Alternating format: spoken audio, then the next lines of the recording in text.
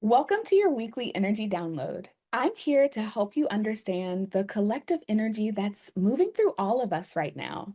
Think of it like emotional weather that we can all feel. When we name it and understand it, we can work with it instead of against it. We're going to look at what energy we just moved through, what's showing up now as our invitation to grow, and how you can use this information to navigate your week with more flow and less resistance.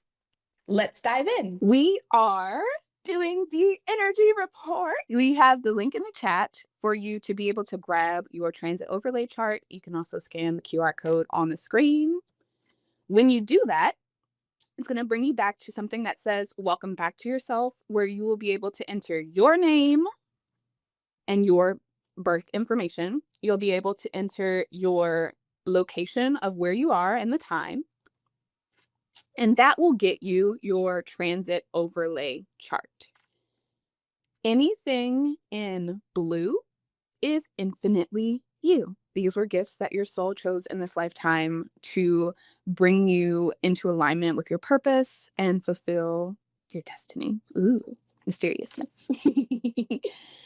Then we have the transit overlay in this, I'm going to call this purple, purplish pinkish color, because it's like a little grind, like ombre gradient there.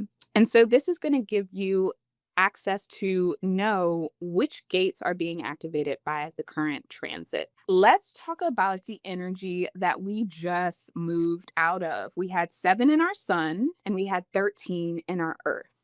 And last week's energy really asked us to embody quiet, aligned leadership with gate 7, while also practicing deep, sacred listening, gate 13. This wasn't about leading from ego or rushing to speak. It was about letting your presence speak for you and holding space for the truth in what you hear. The final reflection question that I want to leave you with is, what clarity emerged for me when I slowed down and truly listened, either to myself, someone else, or spirit? Yeah, our current energy. We are in gate 4 in our sun. It's known as the gate of formalization. It is a thinker, it's in the ajna. And gate 4 is the energy of mental answers. It loves solving problems, making sense of confusion. The 63 that it connects to up there is doubt. So making sense of patterns and things like that, and offering clarity. But it can get stuck searching for the answer instead of an aligned answer. In the shadow, gate 4 can become overly certain or mentally rigid, clinging to logic and just simply shutting down possibilities. It may rush to give answers out of discomfort with uncertainty. It may ultimately lead to solutions that don't truly fit. And the gift of this gate 4, when it's grounded, this energy offers really clear, thoughtful solutions that are rooted in wisdom, not ego. It has the patience to hold space for the right answer to emerge, even if it takes some time. So, the reflection questions that I want you pondering this week are: where in my life am I rushing to find an answer instead of sitting with the question? How can I bring more curiosity into my problem solving this week? And what would it feel like to release the pressure of having the perfect solution? Gate 49 is what is balancing this energy in our earth. It's known as the gate of principles. It is in our emotional solar plexus. So, with that gate 49, brings this emotional and energetic awareness of what's in alignment with your values and what's not. It's deeply tied to loyalty, trust, and readiness for change, especially in your relationships, communities, or agreements. In the shadow, gate 49 can lean into rigid judgment or this kind of all or nothing thinking. It may push for emotional change before others are ready, or it may cut people off without giving space for understanding. In the gift, this is compassionate realignment, this ability to honor your principles while leaving space for people to grow. It can catalyze positive change in relationships without burning bridges. So, the reflection questions that I want to leave you with for this 49: which of my boundaries feel rooted in fear and which feel rooted in self respect? How can I stand firm in my principles without closing the door to understanding? And where might compassion soften my approach to necessary change? What is going to help this transit is pausing before offering solutions, really giving space for that deeper clarity, checking your values list. Let it guide your choices. And I'm a 5 line, so 5 lines have this thing with language.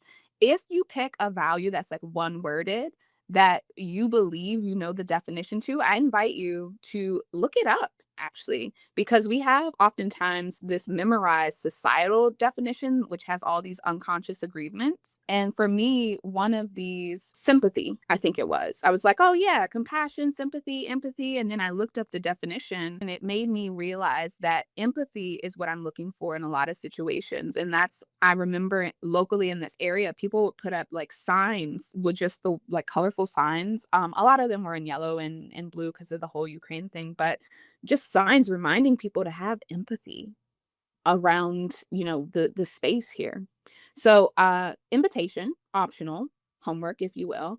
When you're checking your values list, actually look up the definition of the words and make sure that you're not having any sort of unconscious agreements about what you think your values list means. And really getting into the language and the etymology of it. I love looking up words.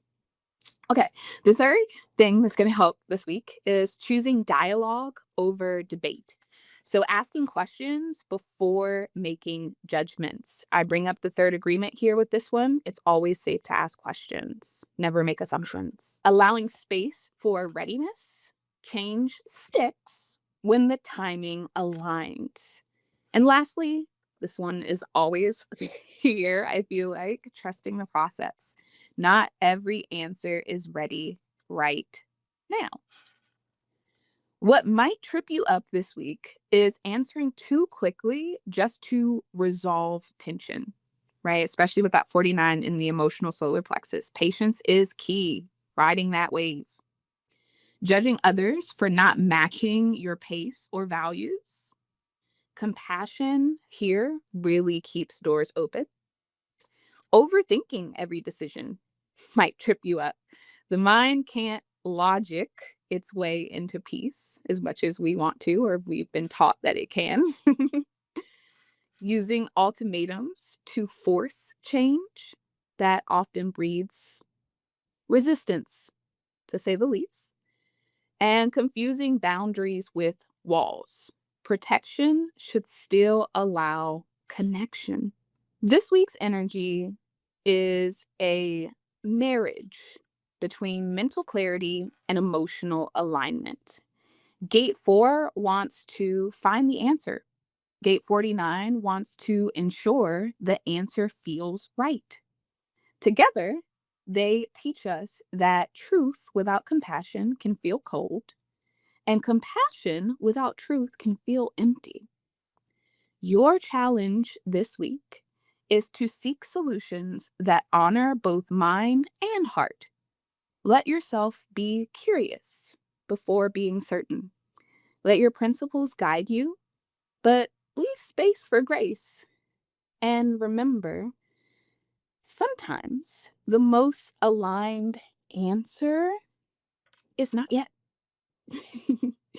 When you embody this balance, you'll find that your decisions don't just solve problems, they create a ripple of harmony.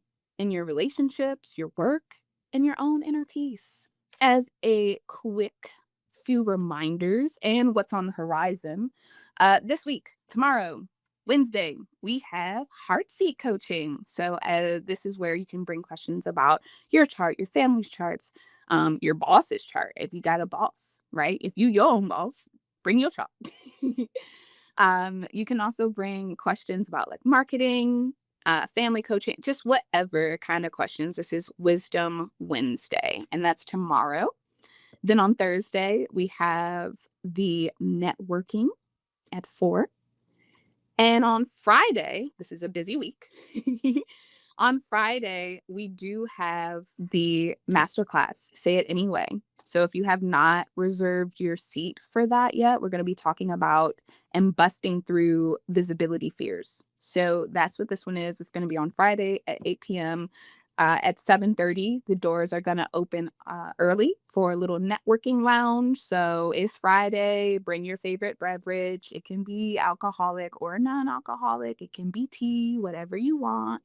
But I want you in the space. We start at 7:30 for the lounge, and then of course the actual material will be covered starting at 8, and it goes for an hour.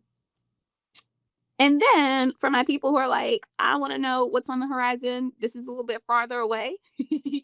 But we are doing a root center deep dive on September 17th. So if that's not on your calendar and you want to come, root center is a pressure center. We're going to be really diving into some things that will help us stay grounded, especially in the middle of all the chaos that we experience. And we're going to be doing a deep dive into the gates in that center and giving some very helpful tips on how you can navigate conditioning that the center might be exposed to.